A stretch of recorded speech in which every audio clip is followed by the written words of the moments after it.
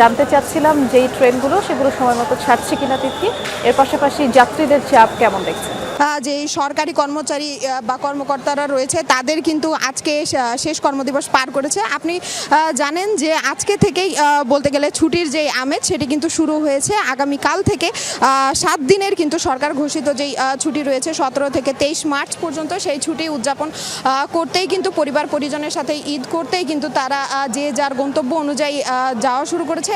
একটা কথা বলে রাখতে চাই যে সরকার এবং বাংলাদেশ রেলওয়ে কর্তৃপক্ষ থেকে কিন্তু প্রতিবার এবং প্রতি বছরই কিন্তু বলে যে হচ্ছে রেল লাইনের ট্রেনের যে ছাদ রয়েছে ছাদে যেন না ওঠে যাত্রীরা, কিন্তু তারপরেও এইবারও কিন্তু ব্যতিক্রম দেখা যায়নি। এবারও কিন্তু রয়েছে, হ্যাঁ এবারও কিন্তু দেখা যাচ্ছে যে এখনও ছাদে কিন্তু যাত্রীরা উঠে যাচ্ছেন। এতে কিন্তু প্রাণের ঝুঁকি রয়েছে।